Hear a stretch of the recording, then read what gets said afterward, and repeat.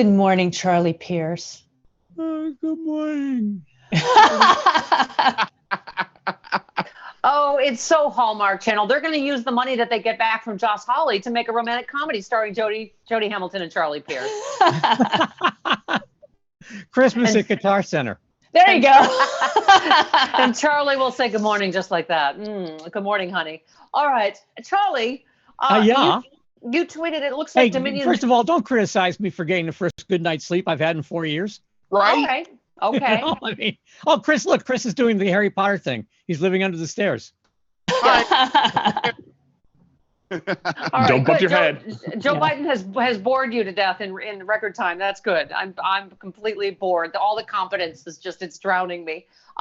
You tweeted it looks like Dominion voting system is going to end up owning a lot of people. Yes. Wow, that was like a kid number. They're suing Rudy Giuliani for $1 jillion. Not only that, they're suing everybody. Mm-hmm. I mean, Yeah. I mean, they're going to have a lot of famous people mowing their lawn and cleaning their pool. Yeah. Yeah, they're suing Rudy Giuliani for $11 billion. Mm-hmm. Yeah. Well, Charlie, so let's talk impeachment and all this. I loved your piece. You said the ex-president's strongman desires were not merely performative, and he had enough like-minded people around him to make that happen. I mean, the more we learn about all of this, right, from the Justice Department on down, you go, we came this close to losing our democracy, right? Yeah, I would pinch the fingers a little bit tighter if I were. Yeah, there you go. Okay. Yeah. It was. I mean, there was a plan to not allow a Democrat to be elected this year. Yeah. Ari Berman, the terrific reporter on voting rights, wrote today that basically what they're doing is they're taking the Wisconsin model national. As soon as Wisconsin elected a Democratic governor, their gerrymandered Republican legislature took his powers away. Yep. That's except on the national level, they tried to take the election away. Right. And Mitch McConnell just tried and failed to do that. It's like, oh, you won. Well, Democrats can't control the Senate because I'm going to try this now. I mean, you're right. It's all that they're all the same, these Republicans. And you talk about this past Fascism Friday about what he tried to pull at the DOJ. And you said, why do I think it's extremely likely the former president may spend some time in a local Georgia courtroom before the feds even get around to him? In fact, Charlie, somebody was saying, don't feel bad about even the emoluments ruling at the Supreme Court, because that's likely to go to the local levels as well as just criminal corruption cases, right? I am not a lawyer. I only play one on my blog, but that sounds right to me.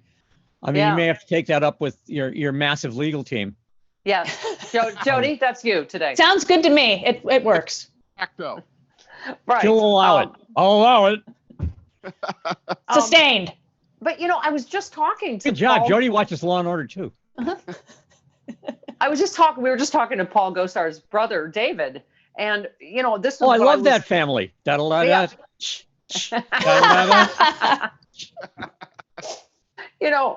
way, that's what my family would do to me. How many people do you know get disowned in a campaign ad? That's what I was saying. That my family would do that to me if I ever ran for anything, but that's okay. But I was reading to him this thing that you excised from the Washington Post about in charging papers. The FBI said during the riot, one of these rioters received Facebook messages from senators updating him of the location of lawmakers. When he posted a one-word message inside, he received directions describing tunnels, doors, and hallways, the FBI said. Some messages included, tomorrow, all legislators are down in the tunnels, three floors down. Go through the back house chamber doors facing end left, down the hallway, down the steps. All members are in the tunnel under the Capitol. Seal them in, turn on the gas. Mm-hmm. I mean, this is super chilling and probably way more organized than we obviously at first suspected, right? And very, very much more of an inside job. Mm-hmm. Yeah. I mean, I was willing to believe, obviously in the pre-riot tours and the fact that there were simpatico people in the Congress to these lunatics, but that's just, I mean, that rhetoric and the obvious planning is frightening. I've been in those tunnels. The people in once you get in those tunnels, there's nowhere to go. Right. Yeah. Well, and I'm sorry, they said seal the tunnels and turn on the gas, and we're not supposed to call them Nazis. Is that how? No, that's yeah. merely Okay. a figure of speech. Yeah. Well, yeah, that's what we were saying is the guys in the furry hats and all the idiots were made to distract from the people in military gear with earpieces, right? And guns. I mean, yes. Anyway, and you also said, I certainly would like to know the identities of those unspecified senders who were directing the mob and generally behaving like Radio Rwanda during the siege. I mean, and it's all these Republicans. You talk about Kevin McCarthy, who they're all despicable. He said Trump bears responsibility for the attack on one. And then he also said, I think also everyone in this country has some responsibility. No. Excuse me. Really? First of Everyone all, does? First of all, I haven't been on my house since St. Patrick's Day. Yes, have witnesses. exactly. Yeah. Yes, you said I spent the night watching you lead your caucus while the bodies of the dead were still warm and voting for the very thing that the mob demanded. Here's a big bowl of D's on the house. Bon appetit. So that was nice of you to offer him a bowl of D's. I thought he looked a little peckish. Yes. That was exactly the right word to use. That's Yes, why you peckish. are an award-winning writer. You see what you did there? I did. So, all right. So, but talk to me about, because you obviously are a Supreme Court and a girl watcher.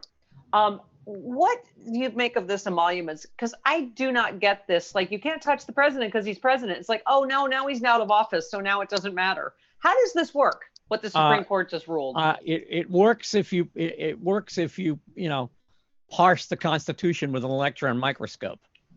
I mean, Right. you've really got to be reading the minds of people who've been dead for 250 years to come up Yeah. with that conclusion.